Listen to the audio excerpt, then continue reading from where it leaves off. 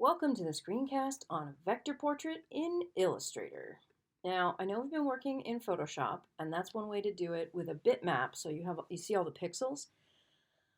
But one of the things that we can do with vectors is have some smooth color and have it be a size that we can scale up without losing resolution. So we're going to try this.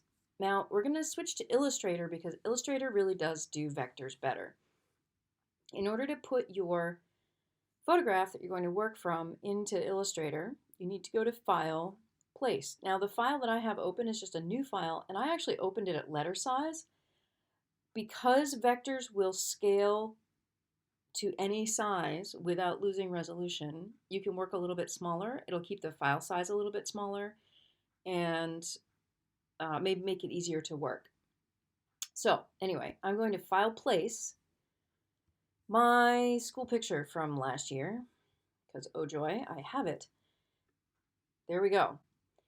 Once you see this, you'll see that it has the little X over it. This means that it's referencing the outside file. Now that actually doesn't matter much for us. It matters in design when you're going to actually use the image to engrave something, but we're not. We're just using it as a reference, so I'm fine. I'm going to hit return. Oops. No, I'm not. I'm going to click off of it. So I'm going to see that X every time I'm working here. Not a problem. The next thing I'm going to do is I'm going to start working in a completely new layer. The thing about Illustrator is that you have sublayers, right? Which is unlike Photoshop. Each layer, in order to have sublayers, you have to put them together in groups. Illustrator doesn't quite work that way. And we're going to start working with the pen tool. So definitely this one. Interesting thing about the pen tool, oh joy, we're going to start with just the skin tone, right? The basic face area. So when you're working with a pen tool, interesting thing, when you click and let up, it gives you a straight line. When you click on the next spot, click and pull, and you get a little bit of a curvature, right? So you can do this. Oh, the other thing you may want to do, go over here and make no fill with your black line. Oh, and if you can't see the black line because of what you're doing, you could make this like hot pink so you can see what's going on. That's fine. If, for example, like I'm here and I want to make that curve about like that, that'll work. You can also do lots of much smaller, and because you can see that on this back end, this handle means that this curve is going to be really wonky, right? I can fix this later. You can also do lots of little points, but you want to make sure that you curve it and zoom in and see what you're doing, right? If you just click and let up, you're going to get those straight lines and angles, and generally faces are less about straight lines and angles. The time you're going to want them is when you go to the end of a piece of hair and you, or like here, I want an angle, right? Because I want to be able to turn this down here. Ooh, I should have curved that a little bit. Oh well. And you can, if you've got a longer line that you can just curve gently, then go for it. Otherwise, you can make more clicks along the way. I'm going to want the neck too, but I'm going to do this in a couple different pieces. I should probably have done the neck too. That's all right.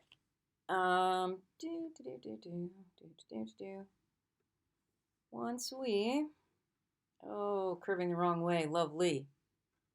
I'll fix that in a minute. I'll show you how. Here.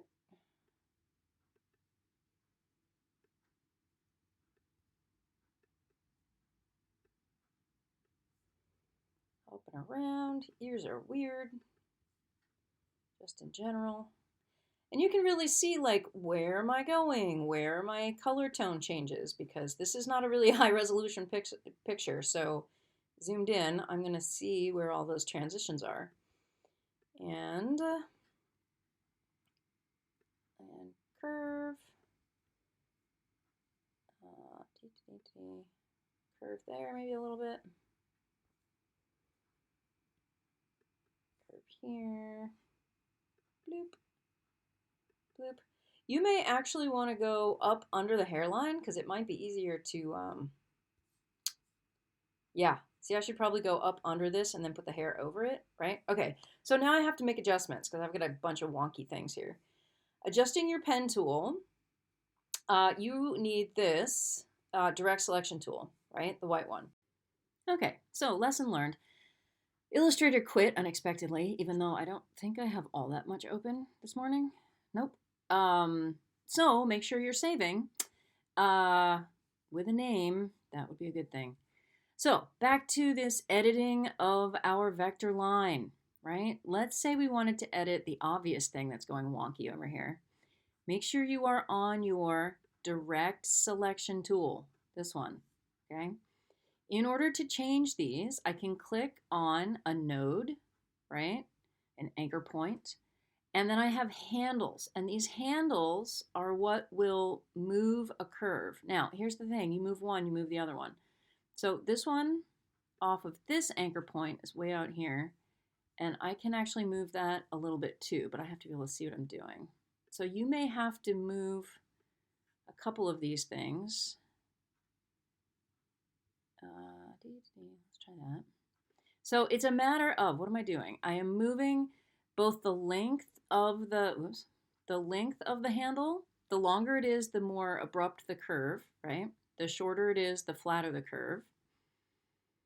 And I can move this in and there.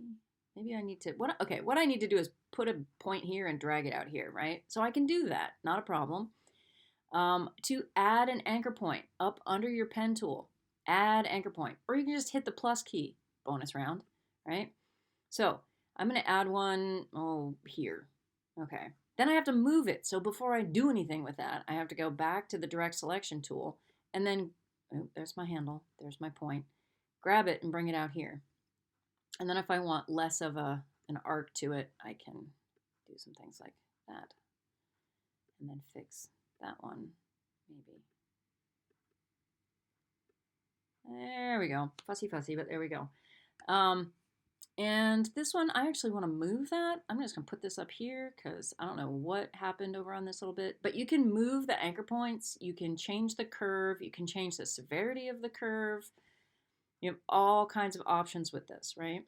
And I'm thinking that I probably should be a little bit right up into my hairline so I can put the hair over the edge. Like that's probably a better bet.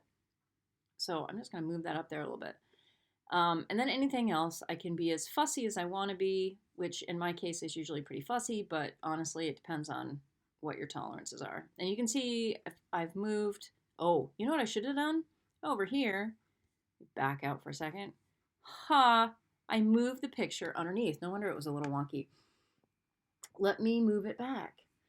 Let me move this over there. That's a little better. In order to lock a layer, keep it from moving around on you, you need to just click the box next to the blinky eye, right? So visibility, and this toggles your lock. Feel free to lock anything as you're going along if you don't want it to move and you don't want it to change.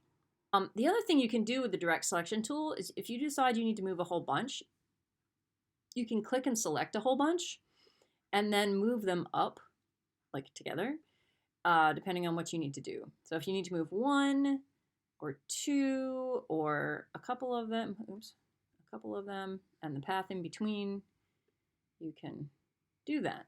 Because I think I need to make this so I can put hair over the edge of my face. That's probably better. That probably means this didn't need to be as fussy as I made it.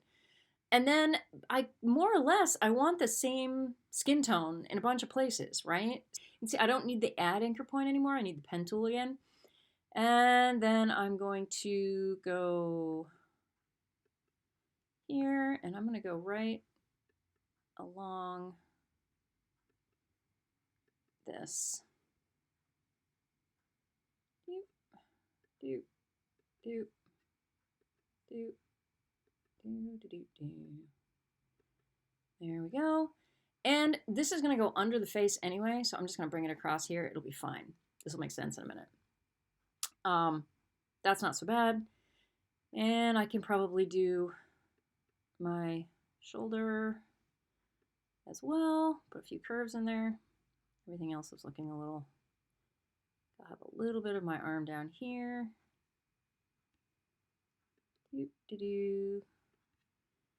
Remember to pull just a little bit when you make your transitions, and that way you'll have a curve instead of a really pointy set of edges. I have a couple pointy sets of edges. Anyway, and this one over here. And you'll see we're automatically making subpaths, right? Or sublayers. So you don't have to worry about making each one of these the same way you did in Photoshop.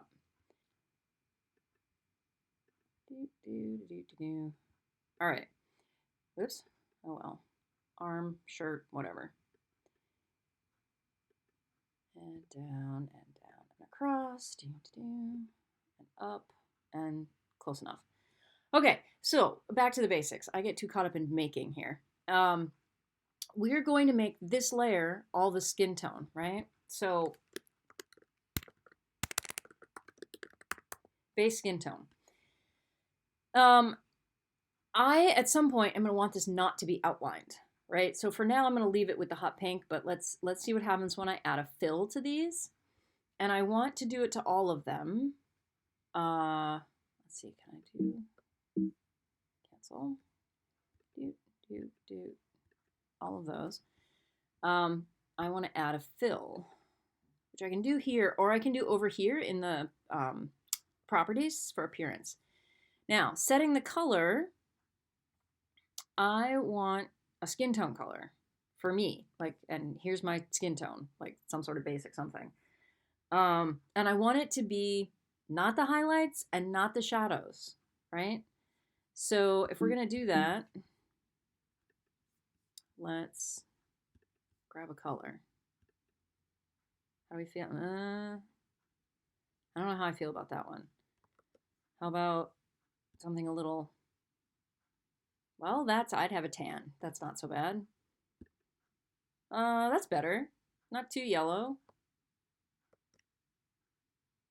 The hazards of pixels right next to each other. Oh, I can live with that one maybe. Okay, so pick a color you like. Yay! And you'll notice I don't have a stroke around this any longer. And there, not selected. Okay, so there's that basic color. You are going to then blink that, make a new layer, because it's just easier, trust me, to have all your colors separately. And in your new layer, you're going to put maybe the shadow areas, or let's go from the shadows to the highlights, shall we? And this is where or you could do the hair next. You could do that. Let's say we're going to do shadows. Same, right? So we'll just do one here because you get the gist of this. Having done the one you just did, like you can totally use your posterized picture from Photoshop, but this might give you another way to approach where do I want those color changes happening kind of thing. Like that. You can do it with a fill color on. You can do it with just the stroke. It depends on what you want to do. You'll get the highlighting as it's being created in the color that is the layer. That's why this is green. Depends on what you want to do. Obviously, if that's my base skin color still, then I need this to be slightly darker, right? There. Now, I could again go back and select the color from the picture. Either way, it doesn't really matter. The interesting thing happens is then when we turn on this one, that's where the shadow is, right? So as you add those shadows up, you will have the portrait start to come into being there. But just a couple more things that you need to know. I was messing around and realized I had not told you how to get in and change an anchor point from being angular like this to having a curve. These are your conversion tools up here. So if I have one that's curvy that I want to make pointy, I can do it this way. And pointy could be flat too, right? Just means there's no curve. If I want to turn it to a curve, then I need to click on the other one and it'll give me a curve and some handles to work with. So it depends on what you want. And it'll give you a curve relatively close to the angle or flatness that you're starting with. So if you have accidentally clicked and let up a few times, so you have more angular bits than you wanted, like how pointy do you really need to be as a person? Maybe you can go back and make some of those curves, and that would be a useful thing for you. Changing your anchor from angular to curved, right, up here. These are your handles that you're working with. You can take anchors away if like, ooh, that's too many. I want one to go away. And remember that you can also do with the plus tool, all I have to do, I'm not touching the toolbar, I'm just going to hit my plus key. See how that changes? And the minus key, you can add and subtract. I know it's a small thing on the screen, but add and subtract your anchor points that way too. But then to get back to this direct selection tool, right, is this one. The key command is V. This one, the key command is A. So if I am on that one and I need to go to the other one, you want the white one to select points. That's your A key, will give you back to this tool. Useful. It's relatively easy to do two different versions of this vector, one having black outlines and one not having black outlines. The black outlines make it look more like a colored in cartoon. The non-black outlines gives it a little bit smoother feel. So let's try this and see how far we get. It'll give you some really good Illustrator pen skills. And there are a ton of different tutorials online if you don't like mine. And I've put one really simple one in the playlist for class if you're curious. And let's see how this goes for you. So our goal will be to finish the basic Photoshop version and a vector version before the 20th. Let's see how that goes. Obviously, if you need to continue work on it a little bit because you were a little slow finishing your interior, so you were behind to begin with, then it may end up cruising into spring break, but that's only because you're catching up, not because the assignment goes that long. Does that make sense? But you do what makes sense for you. If that means getting it all done faster, by all means. But I'd love to see them on the 20th, and hopefully we will have them